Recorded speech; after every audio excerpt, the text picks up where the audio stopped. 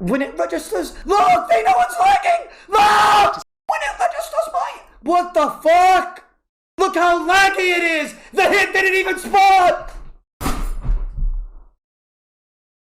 I want to talk about my favorite fake cat girl. No, not that one. This one. I really didn't want to have to make a video like this, but I just want to get it off my chest. I know a lot of people have already made videos on why Dehya is so bad, and I'm kind of late to the party. But I still want to make this video to drive it home and to cover every single damn thing about this character and why she needs to change. There isn't going to be much positivity in this video because there's not really much positivity to be had, and I'm just going to be open and honest with my criticism. By the end of this video, you'll be an expert on knowing why Dehya is so garbage. First off, let's talk about her E ability. She has a large downtime on her E ability because her E has a 20-second cooldown and 12 seconds of uptime. Pretty bad for a damaging and elemental application ability, especially when you compare it to other off-field units that have a similar function. Additionally, the pyro is only applied every 2.5 seconds. In comparison to a unit like Toma, who does so every second, that's also pretty bad. It grants increased interruption as well, which is actually very nice to have. However, this doesn't last for long, and you can still get interrupted, since her passive effect only allows this to be up for 9 seconds. Her skill helps mitigate damage, but the damage is transferred to Dehya. The damage mitigation doesn't stack because it is not considered damage reduction like Xingqiu's Rain Swords and Beto's Burst. The damage mitigation is not nearly enough for it to be impactful. This would have to be at least 90% to actually feel like a good defensive ability. This damage mitigation in comparison to healing or shielding is just lackluster. But the worst part is that this transfers the damage to Dehya and adds the necessity of a healer.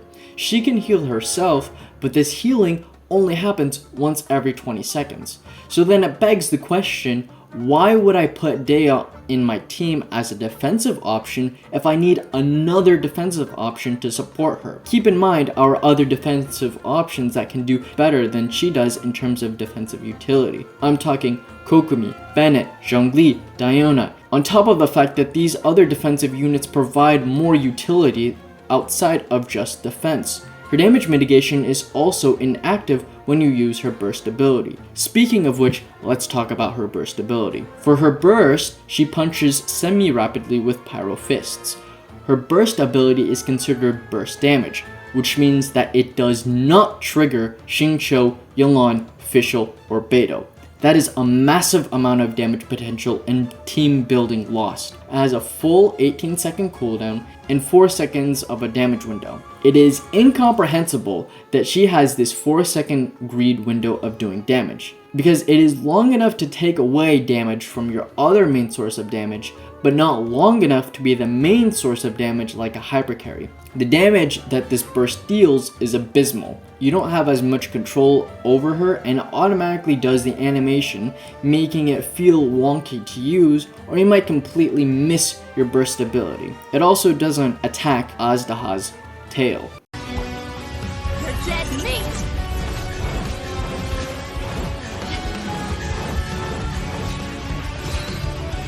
You ain't messing around! The burst takes away the elemental skill, which means she doesn't generate particles during her burst.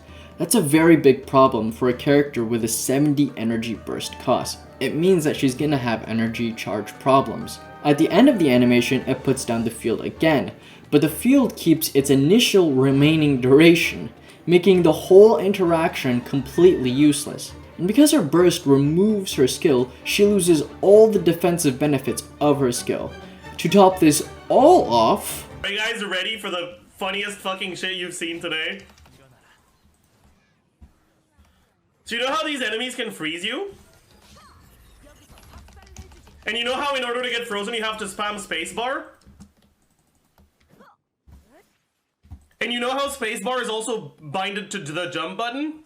And you know how if you jump during Dehya's burst, it cancels her burst?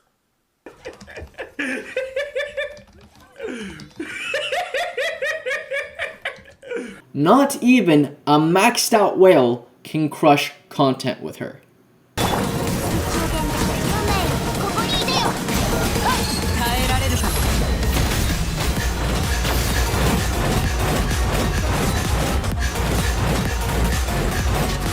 Her teams are a mess. There are specifically 4 teams that people are mainly using with Dehya right now. The first is a Ganyu Melt Burning team. However, Dehya isn't that amazing because while she can keep good uptime of the Pyro Aura for Ganyu's meld, she doesn't have good enough resistance to interruption and consistency to make it stable, especially in comparison to alternative options like Zhongli. So you're basically sacrificing consistent interruption resistance and resistance shred for potentially more consistent melts.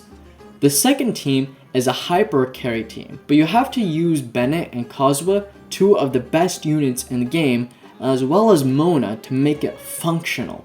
Not good, functional. There is also the Burgeon team. However, Toma is better than Dehya in every single way possible. He provides better defensive utility and a higher uptime on Burgeons. Not only that, but she doesn't even proc her Burgeon sometimes. Wait a goddamn second. Let's get it on.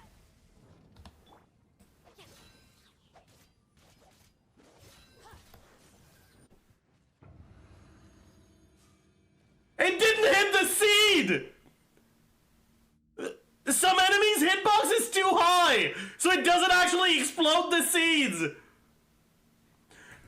Dude! What the fuck is this unit, man? Lastly is a Mono Pyro team, which is her best team.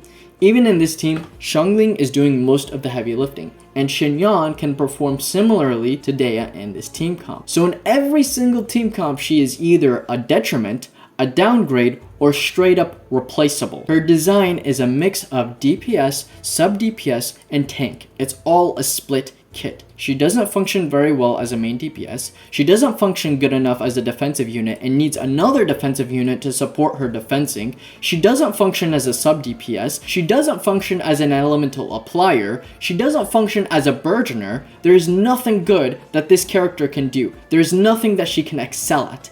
Everything she can do, another unit can do 10 times better. But why? Why would Hoyoverse create such an awful character? Are they clueless?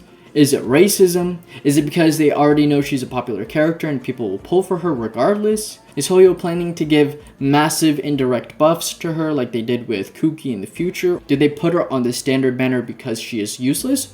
Or was she always planned to be a standard banner character, so they made her useless and wanted to add another character that makes you feel bad when you lose the 50-50, similar to Chi-Chi? It's probably a mix of all these things. She is even worse than Chi-Chi because at least with Chi-Chi, she has some ludicrous healing and can be somewhat functionable in superconduct team comps, especially with the ocean-hued clam set. They for sure know that she is bad. The beta testers said so. I mean, what is even the point of doing a beta test in the first place if you aren't going to consider and implement the feedback? She doesn't need a buff, she needs a full top to bottom rework of her kit. There are a lot of fundamental issues with her kit. From energy problems, to scuffed elemental application, to scuffed resistance to interruption. There are so many things that are wrong with her. I had been looking forward to Dehya since I first saw her belly button. I still pulled for her because I am a waifu over meta type guy, but it's still very disappointing. This company continues to disappoint and continues to give me reasons to not spend money on this game. Perhaps that's a blessing in disguise. I can't do this today. I can't do this today, bro. I can't do this today. I can't do this today. I waited too long. I spent 3 weeks. I spent 3 weeks waiting for this. I did 14 hours, 16 hours every single day. I skipped the gym for this shit. Fuck! I lost 10 pounds for this shit. Damn